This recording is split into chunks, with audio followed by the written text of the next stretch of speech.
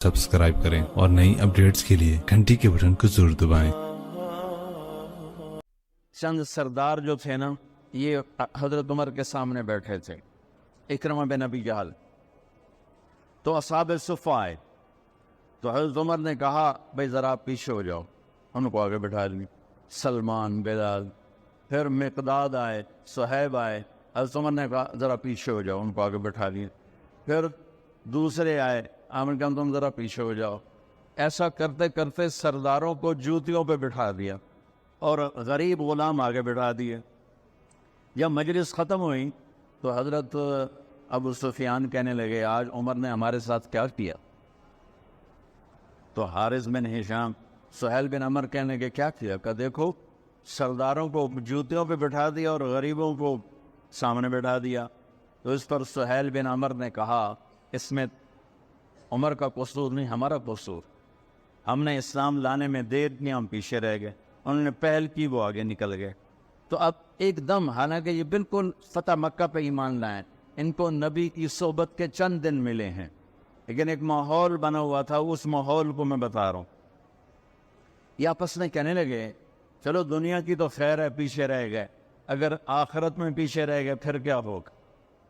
इस ख्याल का आना था कि चारों आ गए हज़रत उमर के पास कि उमर, तुमने हमें सामने से उठा के जूतियों पे बिठाया, ठीक है हम हकदार हैं, लेकिन हमें परेशानी ये है कि हम चाहते हैं कि आखिरत में तुम्हारे बराबर हो जाएं, साथ हो जाएं, आगे तो जा नहीं सकते, पीछे ना रह जाएं, कोई रास्ता है? तो उमर ने फरमाया, इन लोगों ने अल्लाह के नाम पे अपनी कुर्बानियाँ पेश की, तुम अल्लाह के नाम पे अपनी जान पेश करो, माल पेश करो, तो तुम भी इनके साथ हो जाओ। तो ये कहने लगे जी बिल्कुल ठीक। तो ये सारे कुरैश के सरदार मक्के आए और मक्के से बमैत ख़ानदानों के उन्होंने हिजरत की। 400 बड़े सरदार इन्होंने मक्का छोड़ा। जब ये मक्के से निकले तो सारा मक्का रो रो के बुरा हाल कर रहा था। तो हारिस बिन हिशाम रज़ी अल्लाह तआला अन्हु, ये अबू जहल के भाई हैं, अबू जहल के भाई हैं, हकम बिन हिशाम उसके ये भाई हैं हारिस। ये खड़े होकर उन्होंने छोटी सी तकरीर की, फरमाया कि देखो मेरे भाइयों, अल्लाह के नबी ने दावत दी, हम पीछे रह गए, हमारे ग़ुलाम आगे चले गए, और इतना आगे गए हैं कि अगर ये मक्के के पहाड़ सोना बन जाएं और मैं सारे खर्च कर दूं तो उनके एक दिन का अजर मैं नहीं पा सकता। मैं चाहता हूं कि हम अपनी जानों का नजराना पेश करके हम इनके साथ हो जाएं। ये काफिला जब मुल्क शाम पहुंचा तो यरमूक की जंग सर पे आ चुकी थी। यरमूक की जंग में रोमन अम्पायर टूटी और उसका फैसला हुआ और उनको शिकस्त हुई।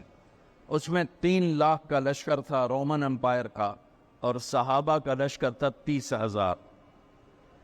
तो 10 गुना बड़ा लश्कर था। तो 9 दिन ये जंग चलती रही कि ये लोग वहाँ पहुँचे।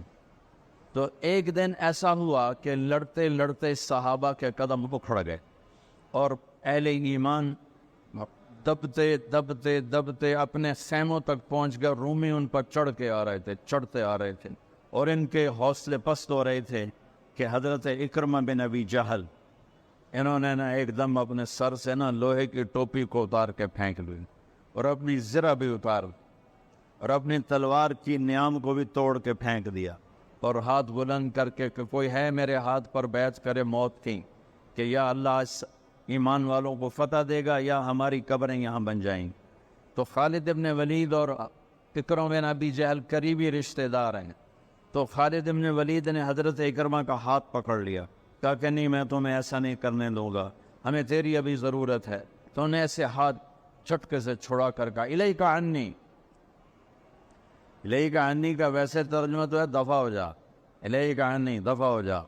वो आपस में रिश्तेदार भी हैं, सहाबा भी हैं, ये कह सकते हैं, तो मैं सिर्फ उनकी लफ्ज़ का तर्जुमा कर रहा हूँ, इलैका अन्नी, दफ़ा हो जा, खालिद पीछे हट जा।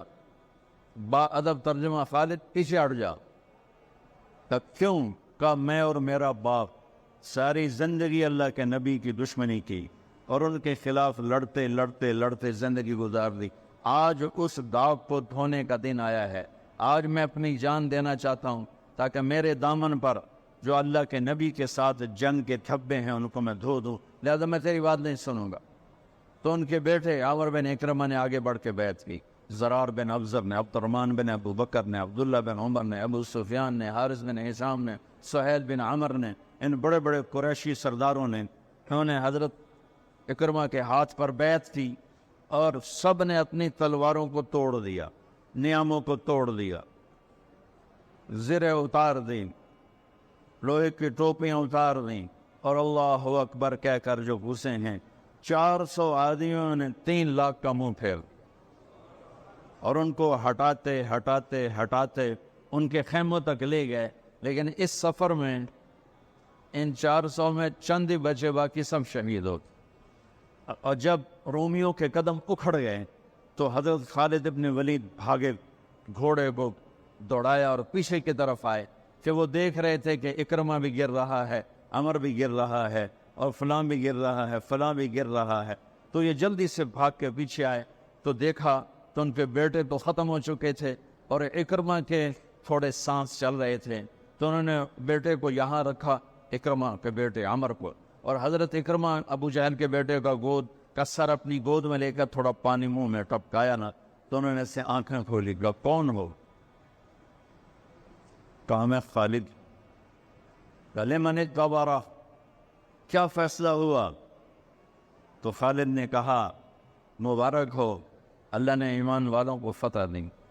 کہا اچھا، عمر کو کہہ دینا جو تم نے کہا تھا وہ ہم نے کر دیا۔ آئے ہائے، اور ساتھ ہی جان نکل گئی۔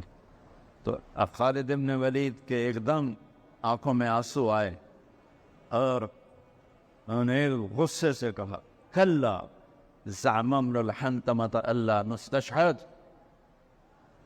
عرب جب کسی کو پیار سے بلاتے تھے تو باپ کے نام سے، یا ابن عمر، اے عمر کے بیٹے، یا ابن الخطاب، اے خطاب کے بیٹے، عزت محبت سے بلانے کے لیے باپ کا نام آتا، اور غصے میں بلانا ہوتا تھا تو ماں کے نام سے، یا ابن سمیہ، یا ابن الحنتمہ۔ یہ ان کی ثقافت تھی کہ غصے میں بلانا ہے تو ماں کے نام کے ساتھ، عزت محبت میں بلانا ہے تو باپ کے نام کے ساتھ۔ یہاں خالد ابن ولید کو عمر پہ غصہ چڑھا ہوا ہے، کلا زعم ابن الحنتمۃ اللہ نستشہد۔ اب خطاب کا بیٹا عمر بن خطاب، یہ نہیں کہا خطاب کا بیٹا، حضرت عمر کی ماں کا نام لے کر کہا کہ اب حنتمہ کا بیٹا یہ نہیں کہہ سکتا کہ ہم نے اللہ کے نام پر اپنی جانوں کا نذرانہ پیش نہیں۔